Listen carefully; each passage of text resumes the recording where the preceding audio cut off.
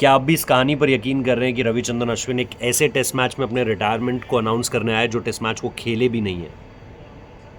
बहुत बहुत मुश्किल हो रहा है इन बातों को यकीन कर पाना कि रविचंद्रन अश्विन ने एक ऐसे टेस्ट मैच के बाद अपने करियर पर पूर्ण विराम लगा दिया है, फुल स्टॉप लगा दिया है, जो टेस्ट मैच वो खेले भी नहीं। और बतौर रोहित शर्मा पर्थ में उन्होंने उनसे ये बात कह दी थी कि भाई वो ऐसा ऐसा सोच रहे हैं, वो ब्रिस्बेन के बारे में सोच रहे हैं, वो एडिलेड के बारे में सोच रहे हैं। ये इस पे क्लैरिटी रोहित शर्मा ने नहीं दी, बट रोहित ने उनको कहा कि आप एडिलेड टेस्ट खेलो, एडिलेड टेस्ट पिंक बॉल के लिए आप रुको। समझ में ये नहीं आ रहा कि अगर Ashwin pink ball test match या ये ऑस्ट्रेलिया दौरा ही इस तरीके से सोच कर आ रहे थे तो फिर वो आ ही क्यों रहे थे? अगर वो उनके जहन में इतने सारे सवाल थे, क्योंकि रोहित ने उनको कहा, रोहित ने प्रेस कॉन्फ्रेंस में कहा है कि भाई मैं चाहता हूं कि आप पिंक बॉल टेस्ट मैच खेलो। जब वो पर्थ आए रोहित, तो वहां उन्हें अश्विन ने इस बात के बारे में बताया। हो सकता है कि ये एक बार फिर से वही चीज़ें हो जो हम पिछले कई समय से सुनते आ रहे हैं। अश्विन के बारे में हमें हमेशा यही सुनने को मिलता है कि आप बाहर की कंडीशंस में उन्हें नहीं खिला सकते। पूरी WTC साइकिल और दोनों साइकिल्स, दो अलग अलग कप्तान, दोनों साइकिल्स में वो आपके बेस्ट स्पिनर रहे, दोनों साइकिल में one of the best bowler रहे, लेकिन उसके बावजूद भी आपने दोनों फाइनल्स में उनको जगह नहीं दी। दोनों फाइनल्स में वो नहीं खेले। क्यों? कंडीशंस का हवाला देते हुए। कंडीशंस का हवाला देते हुए आपने कभी अपना कोई टॉप बल्लेबाज नहीं हटाया कि ये स्विंग नहीं खेल पाता, इसका आउटसाइड एज लग जाता है, ये स्पिनर्स के अगेंस्ट नहीं खेल पाता, इसको यहाँ से बाहर कर दो, उसको वहाँ से बाहर कर दो। आप अपने बेस्ट, चलो इधर उधर तो आप करते रहते हो कि श्रेयस अय्यर को बोलते हो छोटा बॉल नहीं खेल पाता तो यहाँ नहीं जाएगा, लेकिन क्या आप अपने बेस्ट बैटर को ये बोलते हो कि ये इन कंडीशंस की वजह से नहीं खेलेगा? क्या कभी भी आप विराट या रोहित को ऐसा बोल सकते हो कि यार स्पिन नहीं खेल पाता तो यहाँ नहीं खेलेगा, स्विंग नहीं खेल पाता तो वहाँ नहीं बोल सकते? लेकिन आप अश्विन को बहुत आसानी से बोल देते हो कि आप WTC फाइनल इसलिए नहीं खेलोगे।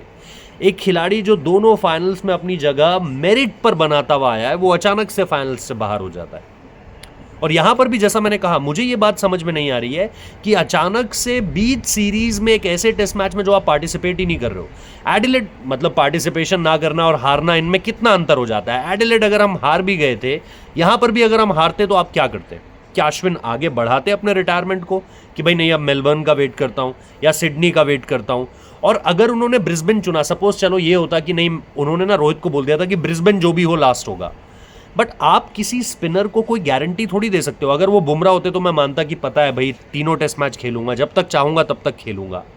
अश्विन के लिए ये शर्त नहीं दी ना। अश्विन को नहीं पता था कि वो कौन सा खेलेंगे और कौन सा नहीं खेलेंगे।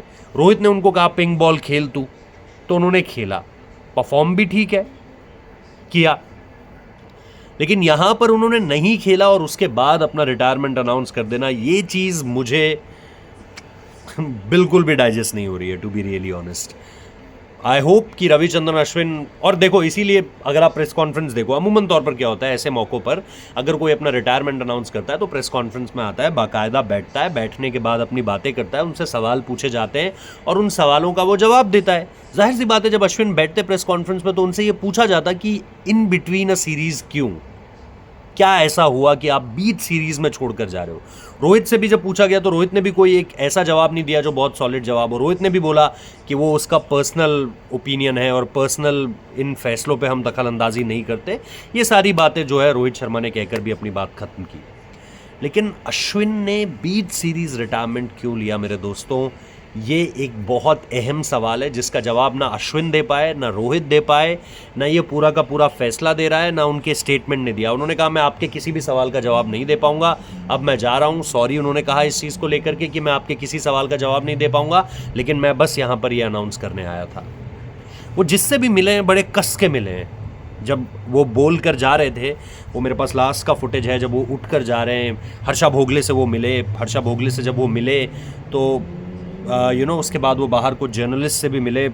उन सारी चीज़ों को बहुत करीब से देखा मैंने, लेकिन जैसा मैंने कहा कि उनकी आंखों में भी वो आपको दिखेगी, वो खामोशी आपको साफ बयां करती हुई नज़र आ रही है कि ये ऑन द कार्ड्स नहीं था, ये अचानक से कुछ हुआ है। शायद उन्हें ये बोला गया कि नहीं आप अब हमारे प्लान्स का हिस्सा नहीं हो, या हम आपको इन 2 टेस्ट मैचेस, इन 3 टेस्ट मैचेस में नहीं देख रहे हैं, या इस पूरी सीरीज़ का हिस्सा आप हो या नहीं हो। I really don't know, pink ball test match के अलावा। और परफॉर्मर सबसे बड़ी बात है मेरे लिए कि वो परफॉर्मर हैं, और परफॉर्मर होने के बाद भी अगर आप उन्हें इस तरीके से ट्रीटमेंट देंगे, बीच में भी एक ऐसा वक्त आया था वो अकेले रहते थे। इंडियन एक्सप्रेस ने एक बहुत अच्छी स्टोरी करी थी वेंकट बी सर ने उनके ऊपर, कि कैसे वो रोए भी, उन्होंने अपने आप को अलग कर लिया सारी चीज़ों से, उन्होंने एक्सटर्नल हेल्प ली, सारी चीज़ें करी और उसके बाद फिर क्रिकेट में वापसी करी। वाइट बॉल क्रिकेट में उनकी वापसी की बड़ी दिलचस्प कहानी है। बहुत सारे मौके हैं जो आप अश्विन के साथ जी सकते हो यार। एक लड़का 2008-9 में साउथ जोन के लिए खेल रहा है, बढ़िया परफॉर्म कर रहा है। एक लड़का जिसको जब शुरुआत में मौका दिया जाता था तो लोग ये कहते थे कि यार चेन्नई कोटा, उन सबको उसने पीछे फेंका। क्रिस गेल के अगेंस्ट वो नए बॉल से गेंदबाजी करना महेंद्र सिंह धोनी की कप्तानी में, 2011 कौन भूल सकता है। शेन वॉटसन का विकेट मुझे आज तक नहीं भूलता है, वो फाइनल में उनकी परफॉर्मेंस मुझे आज तक नहीं भूलती है। 2013 चैंपियंस ट्रॉफी फाइनल, उनका वो लास्ट बॉल पॉज लेने से पहले का वो मोमेंट और पॉज लेकर वो बॉल डालना और इंडिया का वो चैंपियंस ट्रॉफी जीतना, वो नहीं भूलता है। 2011 वर्ल्ड कप मैंने बोला, 13 चैंपियंस ट्रॉफी बोली, इसके अलावा भी लगातार परफॉर्मेंसेस हैं यार। 2016, 17, 18 विराट कोहली बोलते थे, जो मतलब अश्विन और विराट को लेकर हमारे जहन में ये रहता था कि जो विराट बैट से हैं वो अश्विन बॉल से हैं। 2015, 16, 17, 18 ऑस्ट्रेलिया के साथ वो सीरीज़ जो घर पर खेली गई थी, ऑस्ट्रेलिया के साथ यहाँ खेली गई पिछली सीरीज़ जिनमें उन्होंने स्टीव स्मिथ, मानस लबुशेन जैसे बल्लेबाजों को चोक आउट कर दिया था, उनकी सिडनी में वो परफॉर्मेंस, मतलब मैं पता नहीं कितना कुछ भूल जाऊंगा। मेलबर्न में उनका वो एक रन जो उन्होंने मार दिया था सीधे मिड ऑफ के ऊपर से, क्या क्या याद करोगे आप रविचंद्रन अश्विन के बारे में? बहुत कुछ है याद करने के लिए, जो आपको बताएगा कि अश्विन जैसे बॉलर्स भी आएंगे, अश्विन जैसे बैटर्स भी आएंगे, लेकिन अश्विन नहीं आएगा। जो अश्विन एक मिक्सचर है ना, बैटर बॉलर, आई थिंक 6 शतक है उनके, 537 के करीब विकेट्स हैं। एक वक्त पे काफ़ी बोला जाता था कि विकेट बहुत असिस्ट करता है, लेकिन जब सवाल उस समय पर उठा था ना कि अनिल कुंबले भी चले गए, हरभजन सिंह भी चले गए, कौन आएगा अब कौन आएगा? सडनली एक खिलाड़ी आया जो 14 साल खेला, जिसने 537 विकेट लिए, बोला मैं हूँ ना। और उनके साथ रविंद्र जडेजा, ये एक ऐसी पार्टनरशिप है जो अनटचेबल है यार, अनटचेबल है। लेकिन ये सारी बातें मैं भी करता, मैं भी इन सारी यादों को जीता, इन सारे लम्हों को आपके सामने लेकर आता। ये मैदान जहाँ पर मैं बैठा हुआ हूँ अभी, मुझे नहीं समझ में आ रहा है कि रविचंद्रन अश्विन के जहन में क्या बीती होगी जब उन्होंने एक ऐसे टेस्ट मैच से रिटायरमेंट लिया जिसका वो हिस्सा भी नहीं थे।